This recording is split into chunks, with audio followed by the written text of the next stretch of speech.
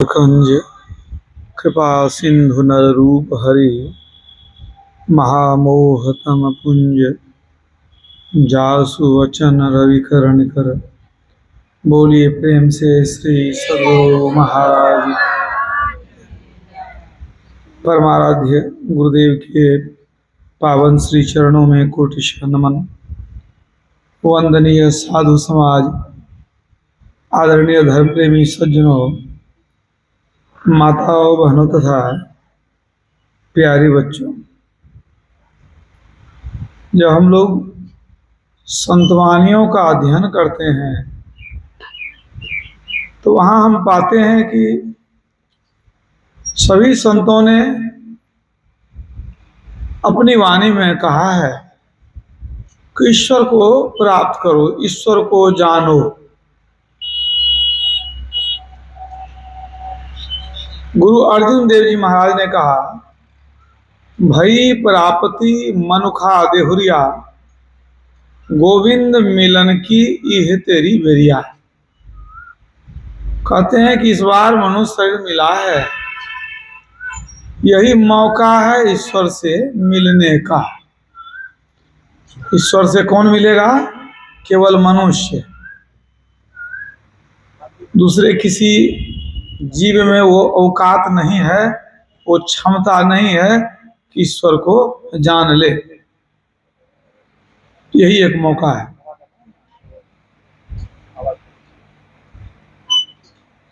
नर्तन पाय यत्न कर ऐसा, जिससे वह करतार मिले। ऐसा उत्तम जन्म पदार्थ बहु न बारंबार मिले। यह शरीर बारंबार मिलने वाला नहीं है। इसलिए हमारे गुरु महाराज भी कहते हैं, जीवो परम पिता निज चिन्हो, कहते संतन हितकारी।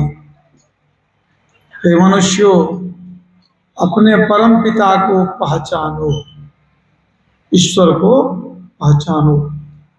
ब्रह्मानंद स्वामी ने कहा है, ईश्वर को जान बंदे, मालिक तेरा वही है।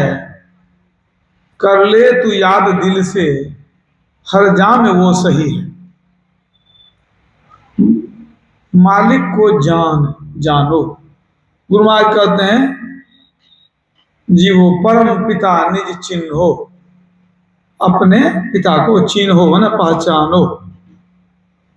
मान लीजिए अगर ईश्वर को हम जान जाएं, पहचान जाएं, तो लाभ क्या होगा? कोई आदमी बिना लाभ के कोई काम नहीं करता है। उसको समझ में आएगी कि नहीं, इसमें बहुत लाभ है, तभी वो काम करेगा। आप लोग घर का काम छोड़ करके यहाँ आ गए, इसका मतलब है आपको पता है कि नहीं, सत्संग में लाभ है, अद्भुत लाभ है। ये लाभ हमेशा नहीं मिलेगा। बाकी बाल बच्चा, पुत्र परिवार, मकान दुकान, खेत खलियान रोज आपके संग में है, सत्संग रोज आपके संग में नहीं है। तो आप जाने तब ना आए। तो यदि संत लोग कहते हैं ईश्वर को पहचानो, तो जब तक जानेंगे नहीं कि पहचानेंगे, जानेंगे तो फायदा क्या है? नहीं बुझेंगे तो ईश्वर को क्यों खोजेंगे, क्यों जानेंगे? तो पहले ये जानिए, ईश्वर को जानने से फायदा क्या है। यमराज ने नचिकेता को बताया था, हे नचिकेता, यदि ईश्वर को जान लिया तो मुक्ति होती है। ईश्वर को जान लेने से मुक्ति, मुक्ति माना जन्म मरण से छुटकारा। सबसे बड़ा दुख क्या है? जन्म मरण। जन्म मरण से बढ़ के क्या दुख होगा? यदि ईश्वर को जान लिए तो मुक्ति होगी, जन्म मरण से छुटकारा। न शरीर में आएंगे, न रोना पड़ेगा, न मरना पड़ेगा। यदि ईश्वर को नहीं जाने, बार बार जन्म लेंगे, बार बार मरते रहेंगे। कभी पशु, कभी पक्षी, कभी कृमि बनते रहेंगे।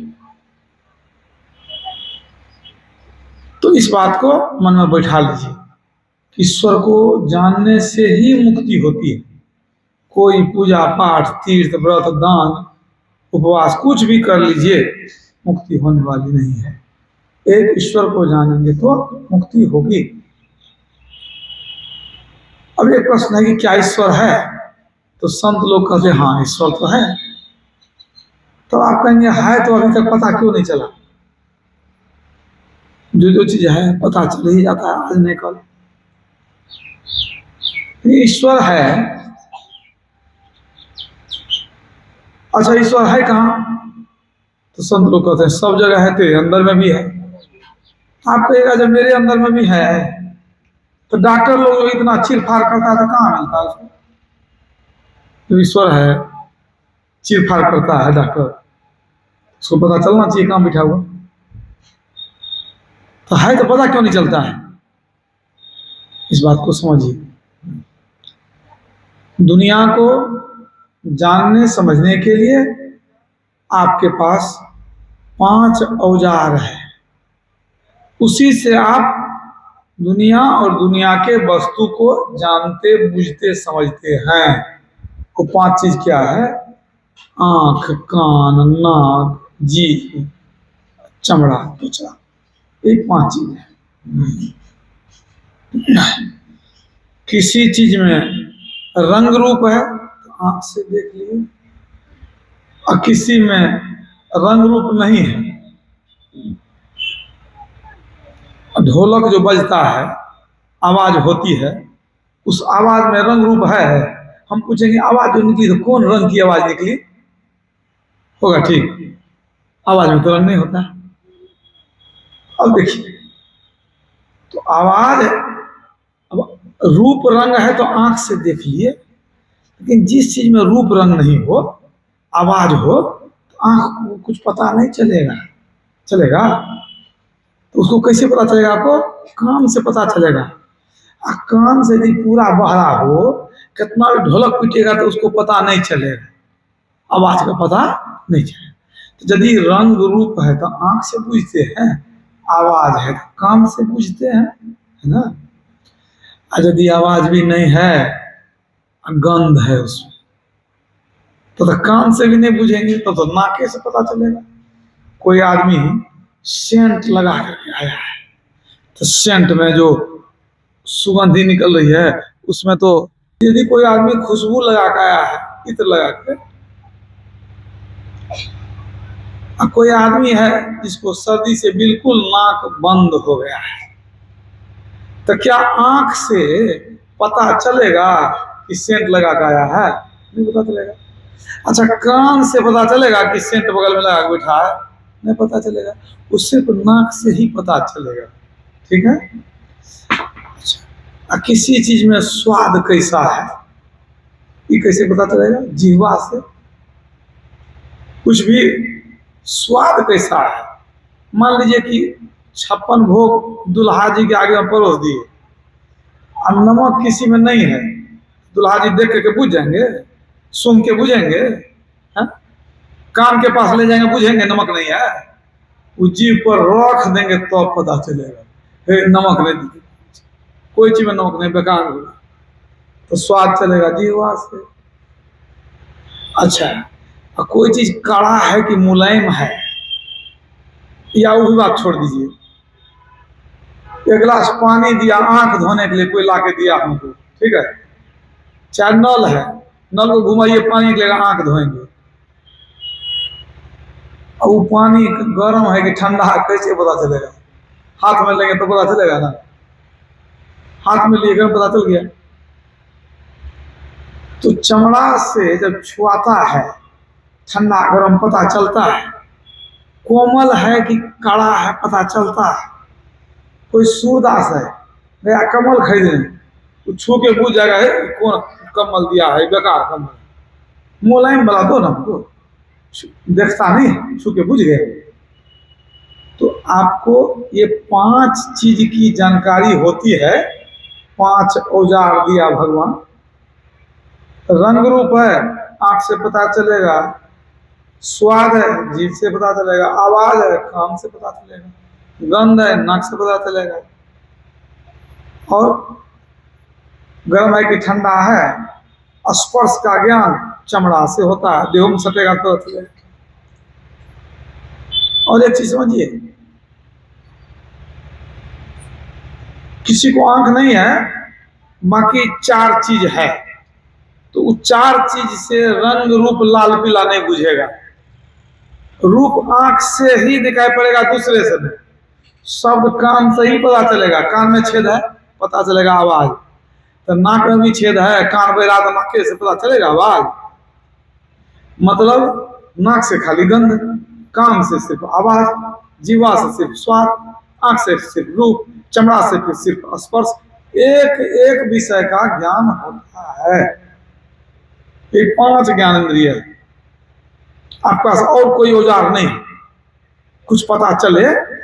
अब देखिए, किसी चीज में अगर रंग रूप नहीं है, कोई चीज है, कोई चीज है लेकिन रंग रूप नहीं है, आंख को पता नहीं चला। आवाज नहीं है, कान को पता नहीं चला। गंध नहीं है, नाक को पता नहीं चला। स्वाद नहीं है, जीवा को पता नहीं चला। स्पर्श का ज्ञान नहीं है, चमड़ा को पता नहीं चला। तो आप क्या कहिएगा? वो चीज नहीं है। आप कहिएगा वो चीज नहीं है, लेकिन वो चीज है। उसमें ये पांच गुण नहीं है, समझिए ना, पांच गुण नहीं है। अब मान लीजिए पांच गुण नहीं है, तो आपको पता कहां चलेगा? आप कहिएगा नहीं है, लेकिन है वो। बात को समझिए, एको गुण होता तो आप पकड़ के, जैसे अंधा आदमी है, अब उसको कोई मान लीजिए जन्म से अंधा है, और उसको कोई समझाया, तो जानता है लाल होता है, पीला होता है, हरा होता है, तो क्या कहेगा? लाल पीला हरा होता है, हम सब कुछ को छू करके बूझ जाते हैं, छुआ दो बूझ जाएंगे हम। क्या छूने से लाल हरा पीला पता चलेगा?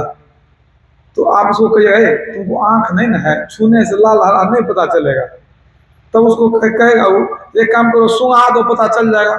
सूंघने से लाल हरा पता चलता है? बेकार बात है। तो कहेगा चखा दो तो पता चलेगा। जीभ में चखाने से लाल पीला कैसे पूछेगा? तो कहे तू लोग पागल है, कोई लाल पीला नहीं होता, जमका अंधा है ना। तो कहेगा तुम लोग हमको मूर्ख बनाता है, लाल पीला होता ही नहीं है, हमको मूर्ख नहीं बनाओ। और कितना भी समझा के आप मर जाइएगा, आंख नहीं है तो लाल पीला पता नहीं चलेगा। अब मान लीजिए कोई जिद्दी आदमी है, सोचा नहीं इसको बुझा कर रहेंगे कि लाल पीला होता है, ले गया भेलो, डॉक्टर साहब इसका आंख का इलाज होगा। जांचते जांचते कहा कि भाई आंख को तो ठीक कर देंगे, थोड़ी रोशनी आएगी, बहुत तो नहीं लेकिन रोशनी आ जाएगी। उसमें खर्चा है 50,000। सब कोई चंदा बेरी करके उसका आंख का इलाज करा दिया। आंख ऑपरेशन हुआ, पट्टी उट्टी लगा दिया। अब वो कई दिन तक पट्टी लगा रहा, डॉक्टर कह दिया 10 तारीख को जो आंख का पट्टी खोल देंगे। आज 10 तारीख हो गया, अब डॉक्टर उसका आंख का पट्टी खोल दिया। जब खोल दिया तब डॉक्टर पूछता है देखिए तो सब कुछ दिखाई पड़ता है? क्या सब है?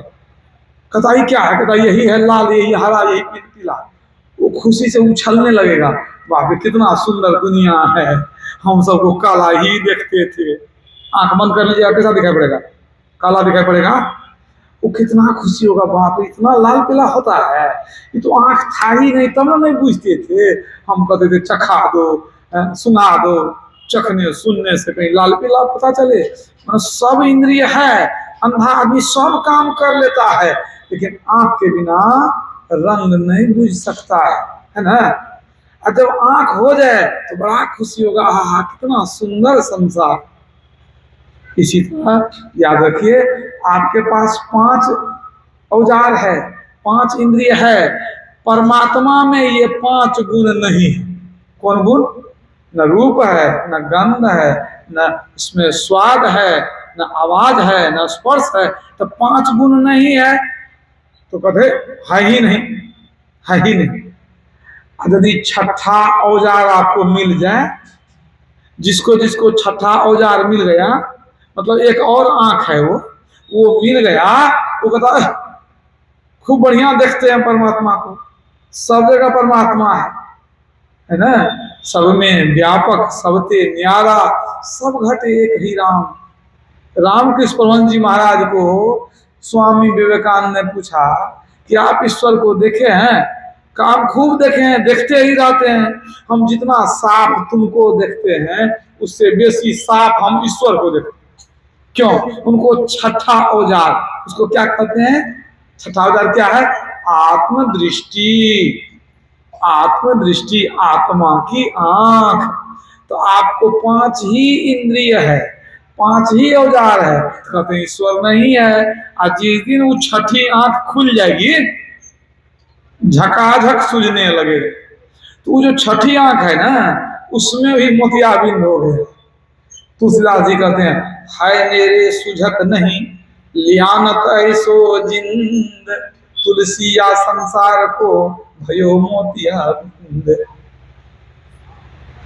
कहते हैं ईश्वर नजदीक में है, लोग को मोतियाबिंद हो गया इसलिए दिखाई नहीं पड़ता।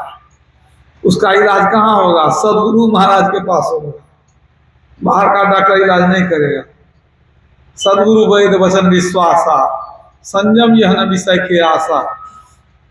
सदगुरु के पास जुक्ति है। जो ध्यान अभ्यास करते हैं तो वही बंद आंख को खोलते हैं, उसको आत्मदृष्टि कहते हैं, उसी को खोलते हैं। ध्यान करते करते वो आत्मदृष्टि खुल जाती है, परमात्मा सूझने लग जाता है।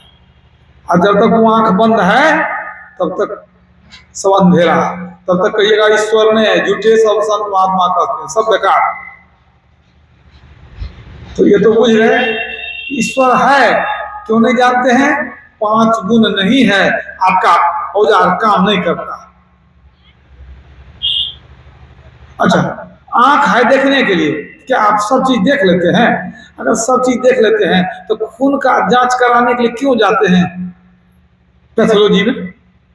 अरे वो खून को स्लाइड पर देता है, बड़ा भारी माइक्रोस्कोप में देखता है, बड़ा करके देखता है, इतना महीन उसमें कीड़ा है, श्वेत रक्तकण है, लाल रक्तकण है, तो वो सब चीज इतना महीन है कि आंख से देख ही नहीं सकते, मशीन लगा के देखता है। मतलब आंख में भी वो शक्ति नहीं है कि सब चीज देख ले। बात पूछे कि नहीं? उसको मशीन से देखना पड़ता है। आप बताइए, ये आंख से आप हवा को नहीं देख सकते हैं, कहते हैं ईश्वर को दिखा दीजिए। ईश्वर कैसे देखिएगा? हवा को देखते हैं? नहीं देखते हैं। तो कहने का मतलब हर चीज को आप अपने 5 इंद्रिय से जान नहीं सकते।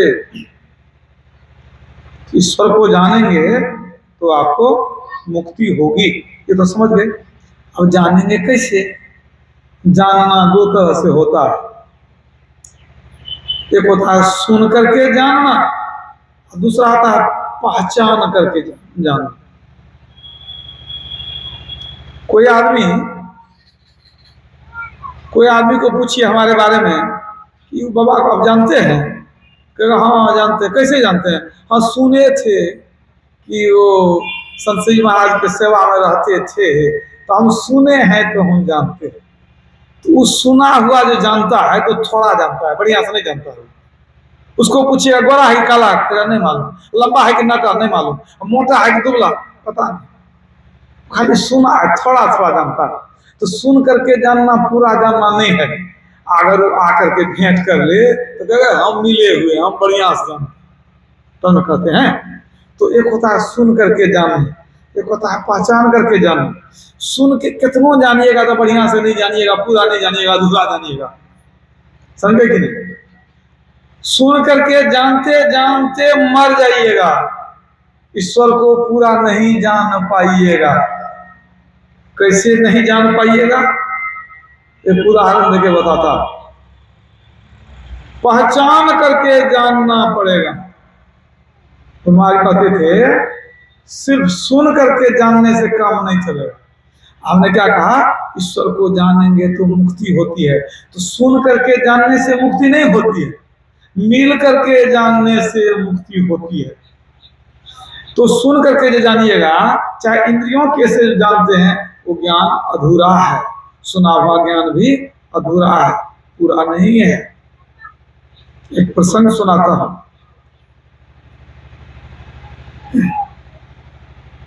किसी गांव में एक हाथी आया।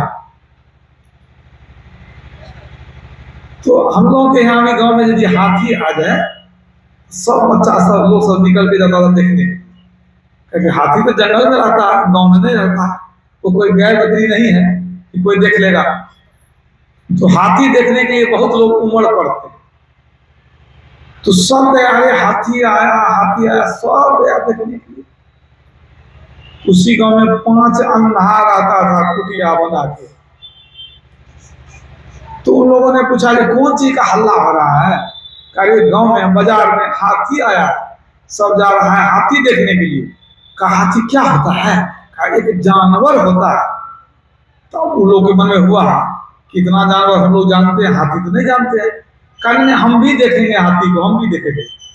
अंधा लोग कहा। तो लोगों ने उसको कहा कि तू क्या देखेगा, तुमको जो आंख नहीं है तो देखेगा किसे? अंधा लोग कहा कि देखो आंख न नहीं है, हम लोग छू करके सब जान जाते हैं। कोई हम लोग को पैसा देता है ना, छू के बुझ जाते हैं 10 टकिया है कि 20 टकिया।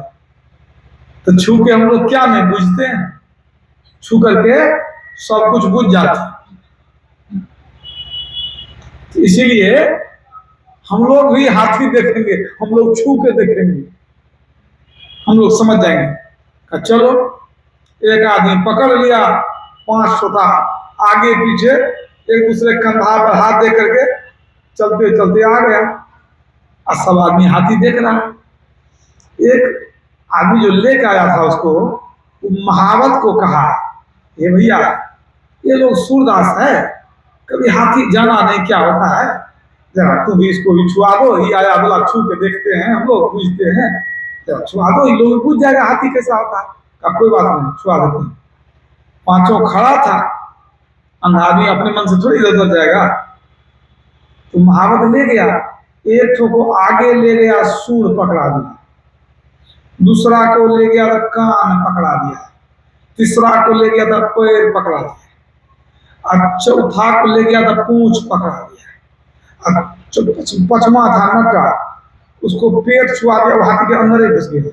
नटा था और वो अपना टटो टटो के सब देखने लग गया हाथी को, सब छू छू के देख रहा है जैसे मालिश करते हैं, देख देख। बड़ा खुशी हुआ, ऐसा हाथी होता हम लोग कभी नहीं देखे थे। जी भर के छू लिया। हाथी वाला बोला हम जाएंगे कि यहीं बैठे रहेंगे? हाथी लेके चलो।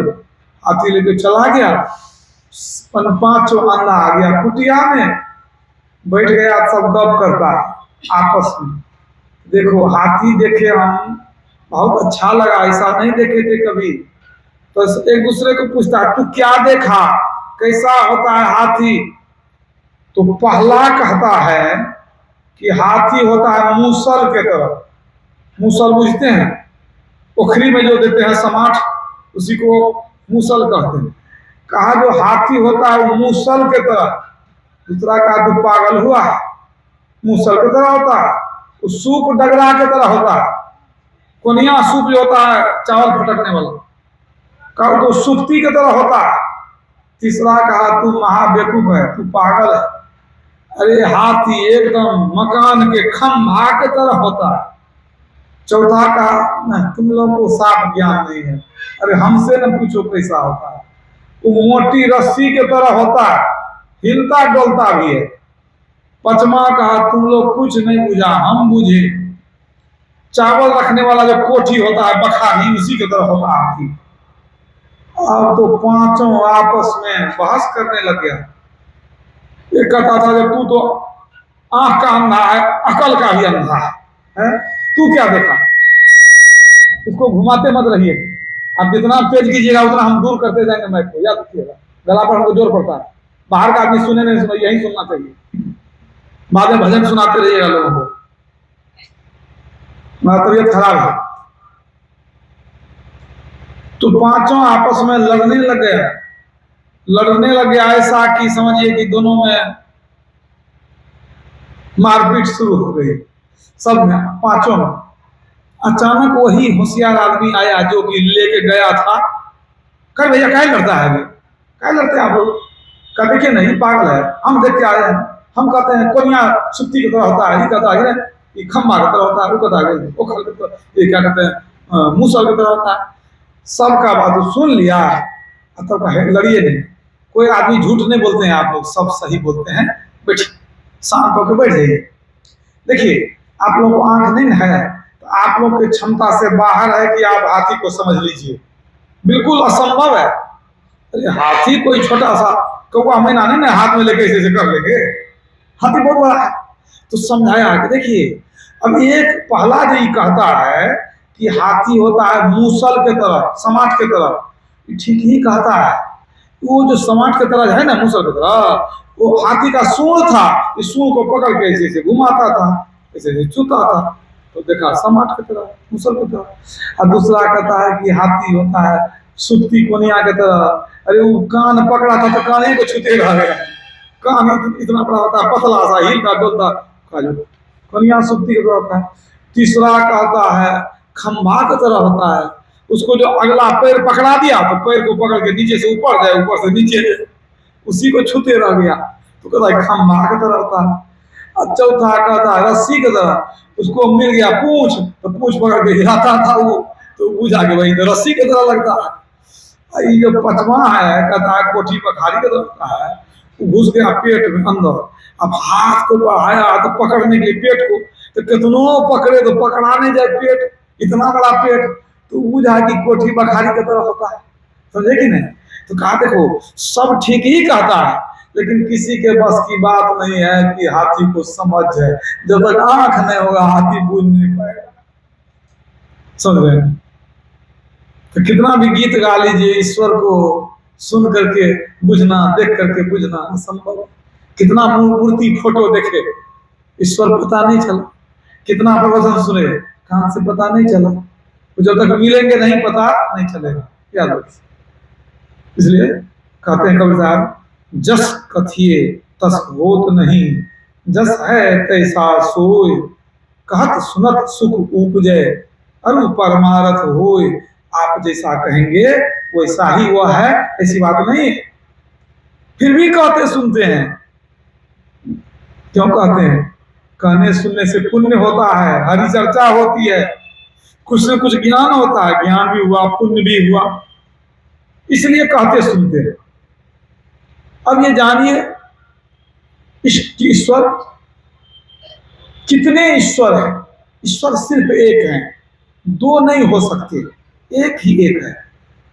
कोई पूछे ईश्वर किसको कहेंगे, कोई पूछे तो कहेंगे जिसने इस सृष्टि का निर्माण किया, जिसने धरती चंद्रमा सूरज पहाड़ नदी आदि को बनाया, उसी ने देवी देवता दानव सबको बनाया, उसी ने मनुष्य पशु पक्षी कीड़ा मकोड़ा पेड़ पौधा को बनाया। सबको जिसने बनाया वो है ईश्वर। अब आप विचार कीजिए कि आप जो घर में पूजा पूजा घर बना के रखे हैं,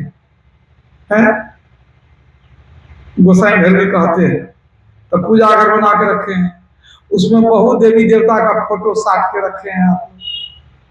आप जरा विचार कीजिए कि आपका कोई देवी देवता इस सृष्टि को बनाया है, पता लगाइए तो कौन बनाया है? भगवान राम का फोटो रखे हैं तो वही बनाए थे, धरती चंद्रमा ना, वो तो जन्म लिए थे तो धरती पर जन्म लिए कि नहीं?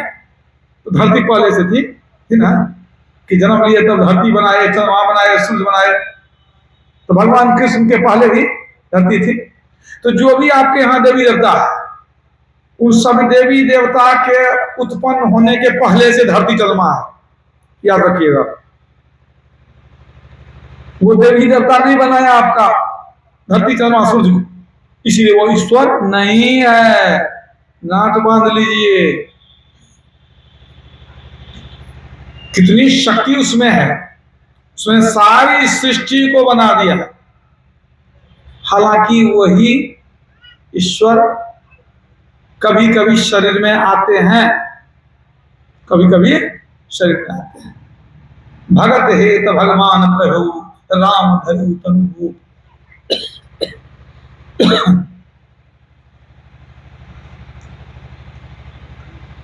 भक्तों के हित के लिए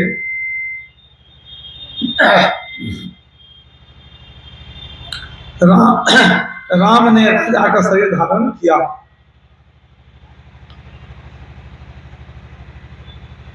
तो वही परमात्मा कभी राम बनते हैं, कभी कृष्ण भी बनते हैं, समझ गए कि नहीं? तो राम कृष्ण तो अनेक हैं, ईश्वर एक ही एक है। पूरे परमात्मा राम नहीं बन जाते। मान लीजिए परमात्मा अवतार लिए, शरीर में आए, राम बन गए। तो राम बन गए तो ये नहीं कि राम जब बन गए तो अब परमात्मा नहीं है, परमात्मा तो राम बन गए, सो नहीं। परमात्मा है ही, अपने अंश से राम बनते हैं। पूरे परमात्मा राम नहीं बन जाते। दिवाली में लोग दिया बनाते हैं, कुम्हार हो कि अपने घर में हो, बनाते हैं ना। प्रत्येक दिवाली में मिट्टी से दिया बनाते हैं। तो हम कह सकते हैं कि मिट्टी ही दिया बन करके प्रकट हो गई, मिट्टी दिया बन गई। तो क्या सब मिट्टी का दिया बना देते हैं? कभी होगा? कभी नहीं हो। सब मिट्टी का दिया बनाइएगा तो सुखाइएगा कहाँ? हवा में। खड़ा कहाँ रहिएगा? हवा में। तो मिट्टी से दिया बनती है, लेकिन सब मिट्टी से दिया नहीं बनती है, थोड़ी मिट्टी से बनती है।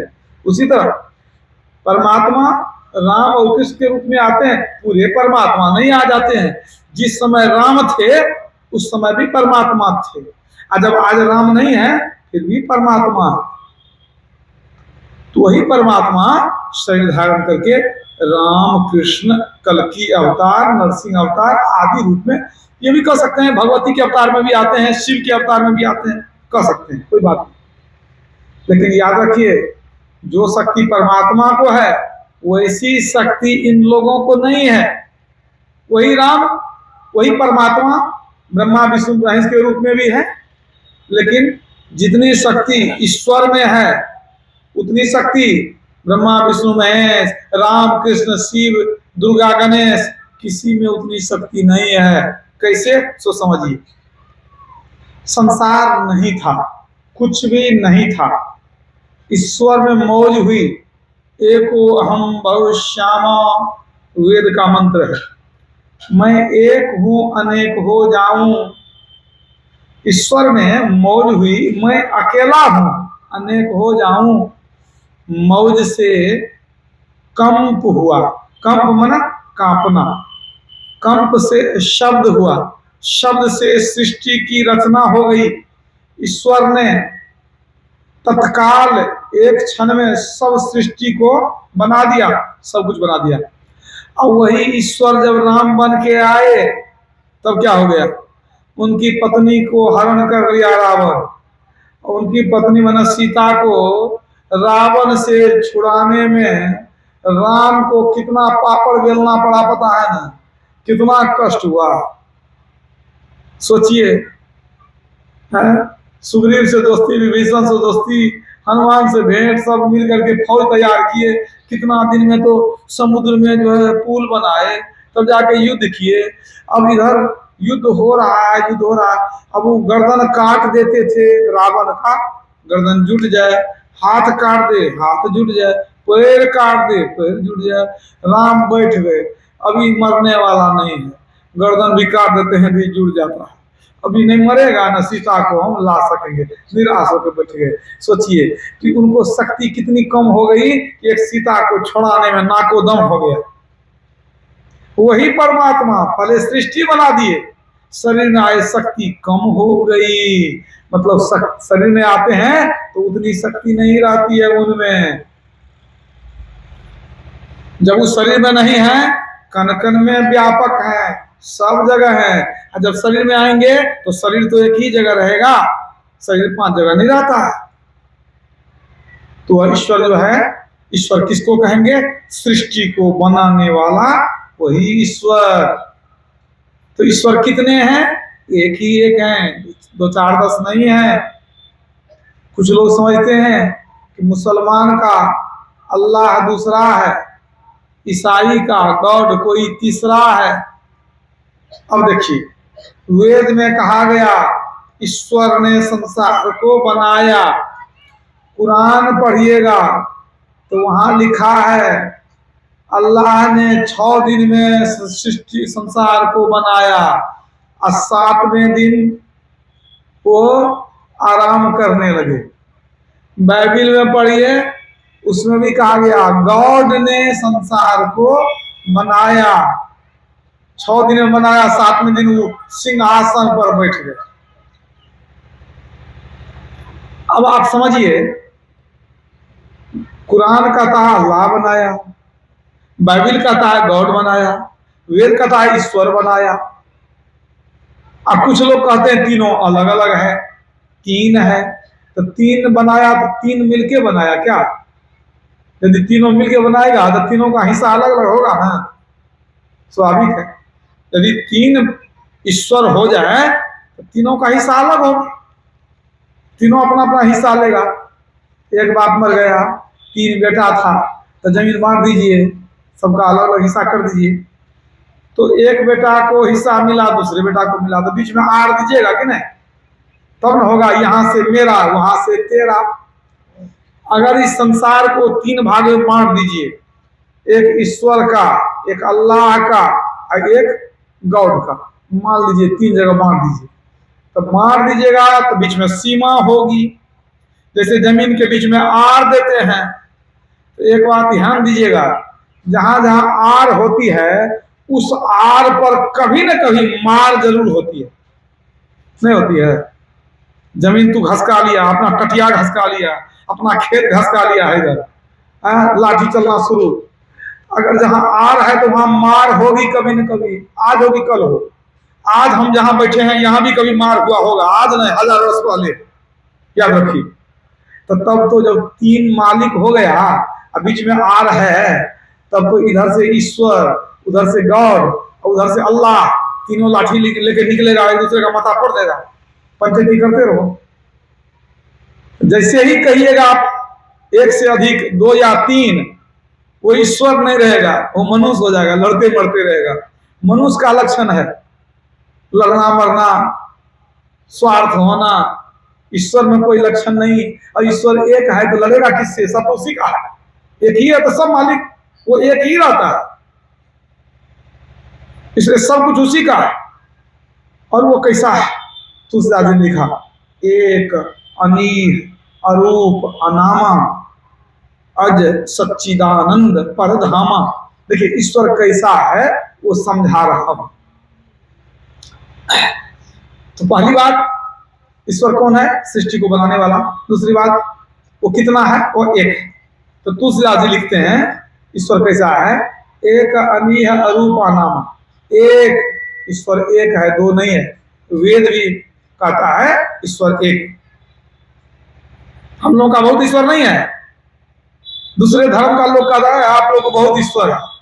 वो दिखाता है राम का कृष्ण का फोटो, अरे फोटो दिखाने से ईश्वर नहीं हो गया, ईश्वर एक ही है।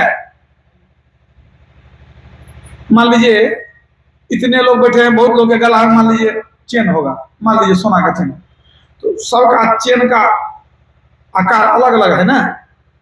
मान लीजिए किसी का हाथ में अंगूठी है वो सोना है, किसी का कान का है सोना है। अब वो दिखा देगा कि नहीं ये अलग है, ये अलग है। अरे सब कुछ अलग अलग है, सोना एक ही है कि नहीं? सब सोना ही ना है। उसको लंबा कर दीजिए, चौड़ा कर दीजिए, मोटा कर दीजिए, वो तो देखने में ना अलग हुआ, सोना एक ही है। तो राम हो, कृष्ण हो, शिव हो, सबके अंदर ईश्वर एक है। वही ईश्वर अवतार लेता है, रूप अलग है। मान लीजिए हम कपड़ा रंग बिरंग का पहनते हैं, तो क्या हम रंग बिरंग का हो गए? अरे कपड़ा अलग है, हम तो वही हैं, समझे ना? ईश्वर एक ही है, रूप कोनो धर ले, लेकिन ईश्वर एक है। तो एक ईश्वर एक ही। एकं सद्विप्रा बहुधा वदंती, वेद में आया है। एको देव सर्वभूतेषु गूढ़ सर्वव्यापी सर्वभूतांतर आत्मा, स्वतः सुंदर उपनिषद में बताया गया। और एक है, दो नहीं है। तो एक समझ गए, ईश्वर एक है, अनीह इच्छा रहित, उनमें कोई इच्छा रहित, और रूप उसका अपना कोई रूप नहीं, अनामा उसका कोई नाम भी नहीं। अरूप कैसे हुआ इसको समझिए। आप कहिएगा वही परमात्मा न राम बनते हैं, तो राम का रूप उनका रूप हुआ कि नहीं हुआ? लेकिन नहीं हुआ। कैसे नहीं हुआ? फुटबॉल में आप हवा भरते हैं, ठीक है ना, मान लीजिए फुटबॉल दबा हुआ है, हवा भर के गोल हो गया, टाइट हो गया, कड़ा हो गया। अब किसी को पूछिए कि भैया इसको दाबते हैं, दबता नहीं, भीतर में क्या है? कहेगा हवा भरे हैं आप, हवा है। उसको पूछिए कि फुटबॉल में जो हवा है उसका आकार कैसा है, तो कहेगा कैसा? गोलाकार है। फुटबॉल में जो हवा है गोलाकार है कि नहीं? फुटबॉल में हवा गोलाकार है। तो उसको पूछिए अच्छा भैया ये बताओ क्या हवा गोलाकार होती है? वो कहेगा हवा गोलाकार होती है। अच्छा लंबा बैलून में देते हैं तब कैसा होता है? लंबाकार न हो गया। तो हवा न लंबाकार होती है न गोलाकार होती है। साइकिल के ट्यूब में देते हैं तो चक्राकार होती है, लेकिन हवा चक्राकार नहीं होती है। हवा का अपना रूप नहीं है कि गोल हो जाए। अब यहाँ हवा है, गोल है कि लंबा है कि चौकोर है? कोई रूप नहीं है। मतलब फुटबॉल में जब तक हवा है तो गोलाकार है, लेकिन हवा गोलाकार नहीं होती है। तो परमात्मा राम के रूप में आते हैं, लेकिन राम का चेहरा परमात्मा का चेहरा नहीं है। उसमें कोई रूप नहीं, शरीर नहीं, चेहरा कहां से होगा? पग बिनु चले सुने बिनु काना, कर बिनु कर्म करे विधि नाना। तुलसीदास जी कहते हैं पैर नहीं है सब जगह उड़ाते हैं, कान नहीं है सबकी आवाज सुनते हैं, हाथ नहीं है सब काम करते हैं, ईश्वर संसार को चलाते हैं। तो उसको शरीर है ही नहीं, तो रूप कहां से होगा? इसलिए उसको कोई रूप नहीं है। यजुर्वेद में कहा गया न तस्य प्रतिमा अस्ति यस्य नाम महद्यस। उस परमात्मा जिसका कि नाम और यश महान है, उस परमात्मा का अपना कोई रूप नहीं, कोई प्रतिमा नहीं, कोई मूर्ति नहीं। सब में रहता है वो परमात्मा, सब में है, किसी के तरह नहीं है। जल में है, थल में है, मिट्टी में है, हवा में है, कण में है, हमारे अंदर, आपके अंदर, सबके अंदर है। और रूप समझ गए? रूप नहीं, अनामा, नाम भी उसका नहीं है। आप कहेंगे नाम नहीं है, अभी तो आप ईश्वर भी कहे, परमात्मा भी कहे गॉड भी होता है, अल्लाह भी कहते हैं। उसका अपना नाम कोई नहीं है। क्यों नहीं है? तो मान लीजिए आप लोग जितने हैं सबका कुछ न कुछ नाम है। आपका नाम कौन रखा? किसी के माँ पिताजी रखे होंगे, किसी के दादा दादी रखे होंगे। तो नाम कौन रखता है? जो हमसे पहले जन्मा है ना। जो हमसे बड़ा है वही ना नाम रखेगा। हमारा पोता हमारा नाम रखेगा? नहीं रखेगा। तो नाम कौन रखता है? जो पहले पैदा होता है। परमात्मा से पहले कोई था ही नहीं, पैदा कहां से होगा? कोई कुछ भी नहीं था, तो नाम कैसे रखेगा उसका? उसका कोई बाप दादा नहीं था कि पैदा किया उसको। वो सब दिन से है। एक अरूपानामा अज अजमना अजन्मा, वो जन्म ही नहीं लिया, वो सब दिन से है। तो जन्म लिया नहीं, नाम कौन रखेगा? कोई माँ बाप नहीं था, इसलिए अनामा।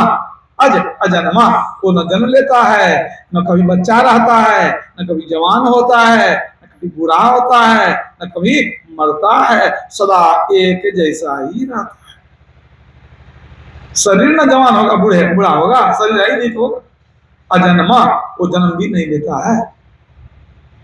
अज सच्चिदानंद, सतचित आनंद के पुंज हैं। वो सत भी हैं, चैतन्य भी हैं, आनंद स्वरूप भी हैं। परधामा, परधाम, वो श्रेष्ठ स्थान में निवास करते हैं, वो परम धाम में रहते हैं। तो कहने का मतलब ये परमात्मा का गुण हुआ। वो परमात्मा आप समझ गए, इंद्रियों से जान नहीं सकेंगे, आत्मा से जानेंगे। वह एक ही है, वो सर्वव्यापक है, व्यापक, व्याप्य, अखंड, अनंता। वह व्यापक है, कण कण में रहता है। व्याप्य, व्याप्य माने ये जो संसार है सर्वरूप है वह। व्यापक और व्याप्य को थोड़ा सा समझिए। एक लोहा का गोला लीजिए, लोहा इतना बड़ा, आग में दे दीजिए। तो आग में देने के बाद वो लाल होके निकलेगा, निकालिए, लाल हो गया। तो आग उसके कण कण में घुस गई कि नहीं? कण कण में आग है, गर्मी। तो जो घुसा हुआ रहता है उसको व्यापक कहते हैं। मतलब लोहे के गोला में आग व्यापक हो गया, सब जगह फैला हुआ, इसलिए व्यापक हुआ। ठीक है, तो जो व्यापक आग जो है सब में फैला है तो व्यापक हुआ। और जिसमें आग व्यापक है उसको व्याप्य कहते हैं। आग किसमें घुसा? लोहा में, उसको व्यापक व्याप्य कहते हैं। आग हुआ व्यापक, लोहा हुआ व्याप्य। तो ईश्वर व्यापक भी है, और जिसमें व्यापक है वो भी ईश्वर ही है, पूरा संसार ही ईश्वर है, सब कुछ उसी का प्रतिरूप है। जैसे कहते हैं बर्फ है, तो बर्फ क्या पानी नहीं है? बर्फ भी पानी ही है। ये संसार जो है ये क्या है? सर्व ईश्वर सर्वरूप है, इसलिए सब ईश्वर का ही प्रकटीकरण है। तो इसीलिए व्यापक व्याप्य अखंड, ईश्वर को खंडित नहीं कर सकते। व्यापक व्याप्य अखंड अनंता, वह अनंत है, उसका कहीं अंत नहीं होता है। किसका? ईश्वर का। ईश्वर का यहां से शुरू यहां खत्म नहीं, अनंत, कोई अंत नहीं, वह ईश्वर है। वाल्मीकि जी ने ध्यान में ईश्वर को जान लिया तो उन्होंने क्या कहा? राम स्वरूप तुम्हार वचन अगोचर बुद्धि पर, अविगत अलग अपार नीति नीति निध निगम कह। कहते हैं हे श्री राम, आपका जो असली स्वरूप है, माने ईश्वर का जो स्वरूप है वह कैसा है? वचन अगोचर बोल करके बता नहीं सकते, कितना ही बोलेंगे तो कम ही होगा। बुद्धि पर, बुद्धि उसका निर्णय नहीं कर सकती ईश्वर कैसा है। वचन अगोचर बुद्धि पर, अविगत सर्वव्यापक, सब जगह रहने वाला, अकथ कह नहीं सकने वाला, अपार, अपार माने अगाध, असीम, जिसकी कोई सीमा नहीं हो। फिर आगे क्या कहते हैं वाल्मीकि जी, थोड़ा सा सुनिए। कहते हैं जग पे खन तुम देख निहारे, विधि हरि शंभु नचाव निहारे, केहू न जान ही मरम तुम्हारा, और तुम्हें को जान निहारा। क्या कहते हैं वाल्मीकि जी? वो ईश्वर कैसा है बता रहे हैं। संसार तमाशा है, हे प्रभु परमात्मा राम, आप तमाशा को देखने वाले हैं। ब्रह्मा विष्णु महेश को आप नचाने वाले हैं। मैंने क्या कहा? ब्रह्मा विष्णु महेश को कौन पैदा किया? ईश्वर। तो वाल्मीकि जी कहते हैं आप ब्रह्मा विष्णु महेश को नचाते हैं, अत्यु न जान ही मरम तुम्हारा, वे ब्रह्मा विष्णु महेश भी आपको नहीं जानते हैं, और तुम्हें को जान निहारा। सोई जाने ही जही देहु जनाई, जानत तुम्हारी तुम्हारी हो ही जाही। जिस पर आप कृपा करते हैं वही आपको जान पाता है, और आपको जो जान लिया वो ईश्वर हो गया। ईश्वर को जानने वाला ईश्वर ही हो जाता है। क्यों? हम हैं जीवात्मा, वो है परमात्मा, दोनों आत्मा ही हैं। अब दोनों अगर मिलेंगे तो एक हो जाएंगे। कैसे? एक गिलास चापाकल का पानी लीजिए, अब कोसी नदी में उलट दीजिए, अब फिर से आप अपना चापाकल्ला पानी निकालिए तो क्या निकलेगा? कोसी का पानी निकलेगा ना। क्यों मिल गया? दोनों एक ही था तो मिल गया। हम हैं जीवात्मा, वो है परमात्मा, दोनों एक ही है। जीवात्मा प्रभु का अंश है, एक ही है बात, कोई अंतर नहीं। तो जिस दिन मिलेंगे उस दिन मिल ही जाएंगे। जो गया साहब को खोजने वह आपे गया है, हेराए है जी, समुद्र में बूंद पड़ा उसी में गया समय है जी। जो ईश्वर को खोजने के लिए जाता है ईश्वर मिल जाता है। जैसे एक बूंद पानी समुद्र में या गंगा जी में गिर जाए गंगाजल हो जाता है, उसी तरह जीव जिस दिन परमात्मा मिल जाए, जानत तुम्हारी तुम्हारी हो ही जाही, वो ईश्वर मिलके ईश्वर हो गया। इसी अवस्था को मुक्ति कहते हैं। जीव तो मिल गया लेकिन शरीर नहीं मिलता, उसको शरीर नहीं ना है, तो जीव को अंदर में परमात्मा है, अंदर में जीव है, और दोनों को मिला दिए। लेकिन शरीर अभी रहेगा कब तक? जब तक मौत नहीं आती है। मान लीजिए गुरु महाराज भक्ति की, भक्ति करके अंदर में जीवात्मा परमात्मा को मिला दी, दोनों मिल गए, लेकिन अभी शरीर का भोग बाकी है, तो शरीर में वो रहेंगे। और जिस दिन अब शरीर छोड़ेंगे तो सदा के लिए ईश्वर मिल गए, अब जीव का पुनर्जन्म नहीं होगा। ये समझिए, ये है मुक्ति। तो जब ईश्वर को, जैसे कि नमक का ढेला समुद्र के पानी में मिल करके घुल करके एक हो जाता है, उसी तरह जब जीवात्मा परमात्मा में मिलकर एक हो जाए उसी को मुक्ति कहते हैं। ये बात योग शिखोपनिषद में बताया गया कि जब जीव और ब्रह्म का मिलन हो जाए तब वह मुक्ति होती है। तो मिलाएंगे कैसे? जप और ध्यान के द्वारा। कहीं बाहर में मिलाना नहीं है। हमारे अंदर में परमात्मा भी है, इस शरीर के अंदर में हम भी हैं, दोनों इसी में हैं, लेकिन आश्चर्य भेंटने होती है। हम भी इसी में, परमात्मा भी इसी में। घट ही में पिया ना ही मुलाकात, बड़ी अचरज बात। तो पिया तो अंदर में है, मुलाकात नहीं होती है। क्यों नहीं होती है? कबीर साहब कहते हैं होगी। घूंघट का पट खोल दे तो कॉपी भी मिलेंगे, घूंघट हटा दो पिया मिल जाएंगे।